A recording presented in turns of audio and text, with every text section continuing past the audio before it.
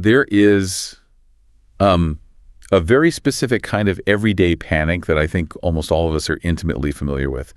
You leave your house, you pull the front door shut, you hear the lock click. Right. And you start driving down the street, your mind is already on the commute or, the emails you need to send. And then completely out of nowhere, a thought drops into your brain like a lead weight. Did I turn off the gas stove? Exactly. Did I turn off the gas stove? It's entirely universal. And the physical reality in that moment is almost always the exact same. You did turn it off. Like the dial is set to 0. Yeah. There is no gas leaking anywhere. The danger is completely non-existent. Totally non-existent. But your psychological reality is suddenly in absolute turmoil. Your brain just completely betrays you. You start replaying the morning, desperately trying to find that specific memory of your hand turning the knob. You think, okay, I made the eggs, I wiped the counter. But because it was routine, the memory is blurry. Yeah. And into that blurry space, anxiety just pours in. That tiny what if starts screaming at you. Right, which forces you to expend an incredible amount of energy. You pull the car over, you turn around, you drive all the way back, unlock the door. March into the kitchen. March right in and stare at a stove that is completely safely off. You were quite literally trembling within a problem that had already been resolved. The threat was a phantom, but your panic was entirely real. Trembling within a problem that has already been resolved. I mean, wow, that image is exactly where we are starting today. Welcome to our deep dive. We are unpacking some incredibly profound insights from the pastor's message on John 20. Yeah, it's a powerful one. Our mission for this conversation is really about discovering our true life standard. Because, as the pastor shared with us, that phantom panic over the gas stove perfectly mirrors the human condition. It really does. And specifically the reality of our faith. Yeah, the mechanism of that anxiety is what makes it such a brilliant lens for this discussion. We hold certain facts to be true. Like in the context of faith, we know the core tenets. We know Jesus has risen. We know that fundamentally death is not the end. Those are the historical and theological facts we carry. But holding a fact intellectually does not automatically change how you process fear. No, it doesn't. And that is the friction we all live in, isn't it? At every moment of decision when we feel threatened. Whether it's a threat to our reputation, our finances, our relationships, we instantly become these frantic accountants of our own safety. Yeah, we start calculating, we hit the brakes and turn the car around to check the proverbial stove because we are terrified of losing control. We default to an operating system of self-preservation. Even when the grand cosmic issue of our ultimate safety has been resolved by the resurrection, we still live reacting to the immediate instability of our emotions. Right, we react to the shadows on the wall rather than the light source itself. I really want to lean into that idea of an operating system. Yeah. Because, this is where the pastor's message gets so searching. We aren't people who lack information. We sit in the pews, we take notes, we can recite the theology perfectly. We know the answers. Exactly. Yeah. But it brings us to a much deeper diagnostic question. It is not just, do you believe the resurrection happened? The real question is the resurrection actually serving as the operating system for your daily life? Is it the standard by which you make choices? Yes. Unpacking that word, standard, is critical here, I think. Think of a standard as the default lens through which your brain filters incoming data. It is your baseline assumption about reality. Okay, that makes sense. If your internal standard hasn't changed, new facts simply bounce off of you, or they get twisted to fit the old narratives. And we see this play out vividly in John 20 on the morning of the resurrection. Oh, absolutely. The people in that story weren't skeptics who had never heard of Jesus. These were his closest friends. They possessed the intellectual promise that he would rise again. All right, he had told them. He told them. But on that Sunday morning, their internal standard was still firmly set to death. They were crushed under the weight of this assumption that it was all over. They walked toward the tomb expecting a tragic ending, which makes Mary Magdalene the perfect case study in how human beings process reality through a broken lens. She arrives at the tomb, she sees the stone rolled away. Yeah. The reality of the resurrection is sitting right in front of her. But her brain cannot process it as a miracle. No. She interprets it as a secondary trauma. In verse 13, she says, "They have taken my Lord away, and I don't know where they have put him." She looks at the greatest miracle in human history, and her default operating system translates it into grave robbers. Grave robbers, right. Because her foundational premise was that Jesus was dead. Death was the ultimate, unbreakable rule of her universe at that moment. Wow. When you are operating under the absolute certainty of loss, even a miracle is forced to fit into a tragic framework. She interpreted an empty tomb completely through the lens of death. I have to pause here, though, because I think it's important to name the tension we all feel when reading that. I have a hard time faulting Mary. Oh, of course. Put yourself in her shoes. She had just witnessed a horrific execution. From a purely psychological standpoint, isn't self-preservation totally natural? Yeah. When human beings experience trauma, our brains literally rewire to anticipate more pain. Yeah, absolutely. We instinctively brace for impact to survive. That biological reality is undeniable. When we experience severe loss or trauma, the amygdala, the brain's threat detection center, goes into overdrive. Right. It prioritizes potential danger over positive possibilities because missing a threat could be fatal, whereas missing a miracle just leaves you sad. Hope in a state of trauma feels incredibly dangerous. It feels like a vulnerability. So her brain is actively protecting her by assuming the worst. It is saying, don't get your hopes up. It is just grave robbers. Brace yourself for more grief. Exactly that. It is a brilliant survival mechanism for a purely natural world. If death is truly the final word, then Mary's reaction is the only logical one. Right. It makes perfect sense. When we face potential ruin, like losing a job, a collapsing marriage, a health crisis, our instinct is to protect ourselves, to calculate our odds, to guard our hearts.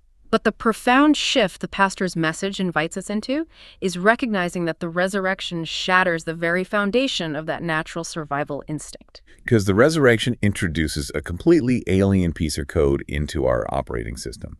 That idea of, even if we die, it is not the end. That one sentence, if fully internalized, disrupts the entire human panic response. It is supposed to disrupt it. Yet, as you pointed out with the trauma response, we stubbornly cling to the old code. We continuously chant these internal mantras, if I lose this opportunity, I am ruined. If I am misunderstood by these people, I will collapse. Exactly. We elevate our temporary safety over everything else, which means our choices are driven by fear, not freedom. And that leads to one of the most convicting phrases from the pastor's message. When we let calculation and self-preservation drive our decisions, we end up living like atheists who believe in the resurrection. Wow, yeah. That phrase carries so much weight.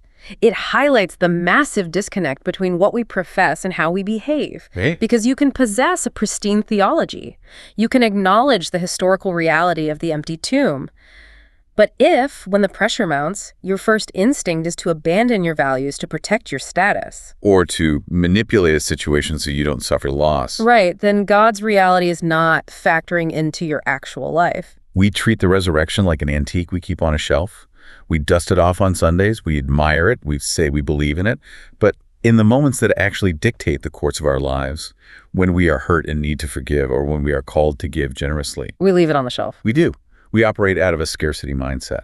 If the baseline standard of our daily life is survival, then death is still our master. The symptoms of that are everywhere. It's why we collapse so easily under criticism. It's why a minor financial setback feels like an existential threat. We are still frantically checking the gas stove, terrified the house is going to burn down, utterly blind to the fact that the fire of death has already been extinguished.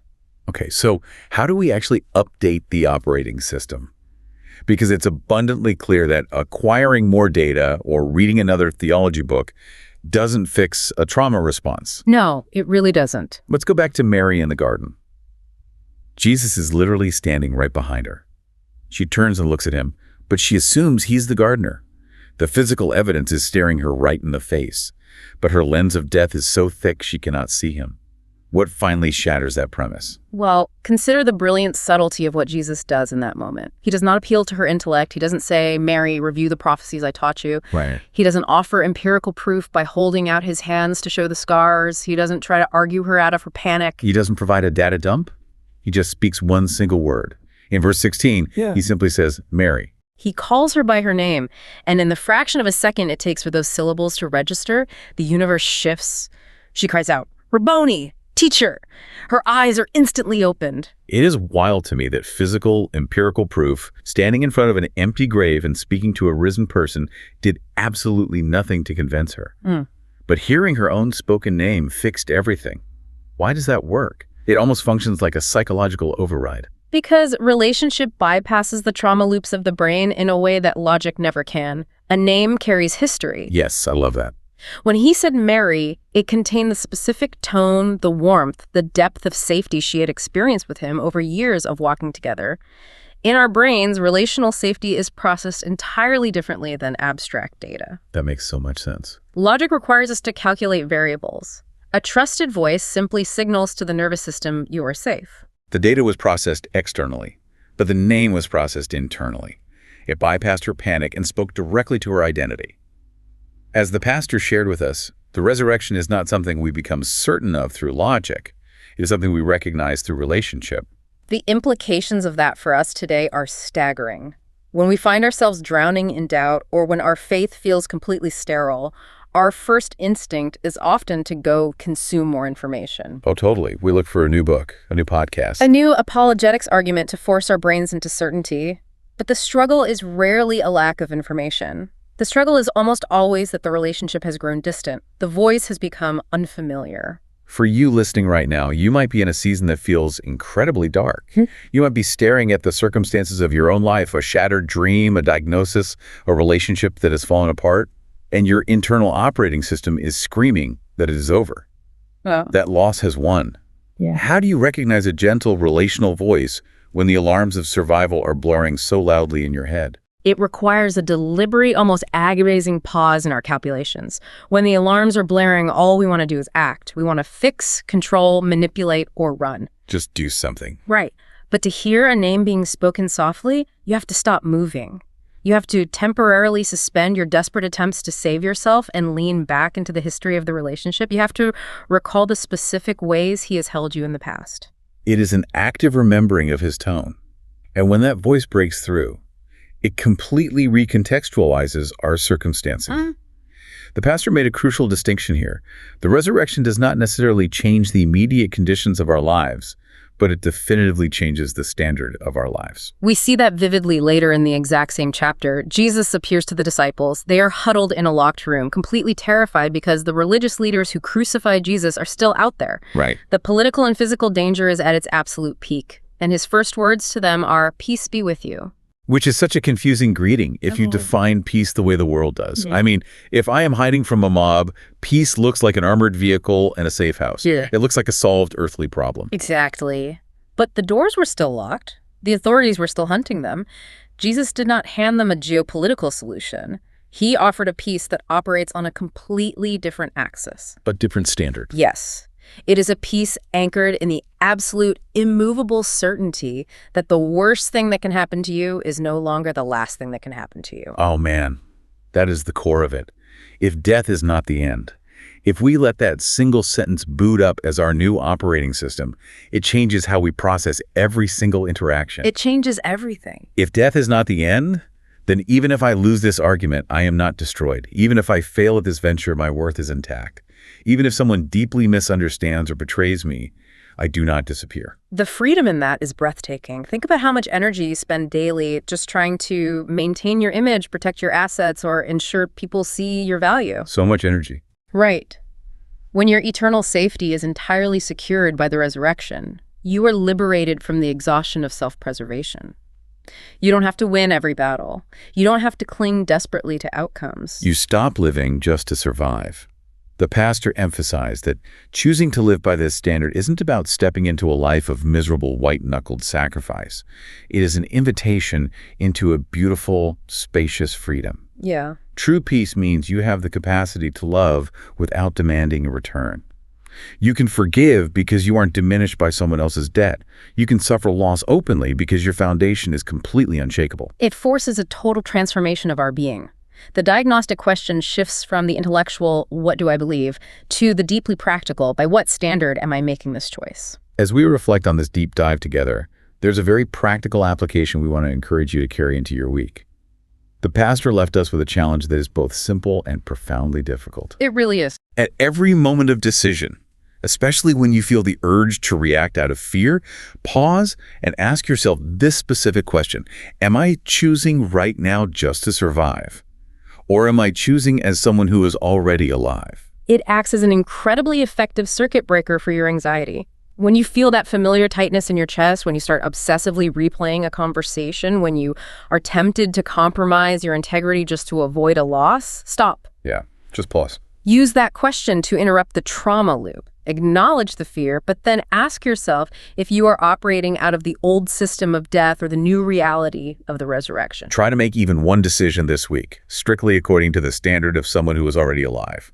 Refuse to be dragged around by the need for self-protection. You don't have to frantically check the gas stove. You are securely held. Which leaves us with a final thought to mull over. If your eternal safety is fully and irreversibly secured, if death truly holds no permanent power and you cannot be destroyed, what bold, uncalculated risk of love is God asking you to take tomorrow? If the fear of the cost was completely removed, what would your life actually look like? Because the truth is, the stove is off.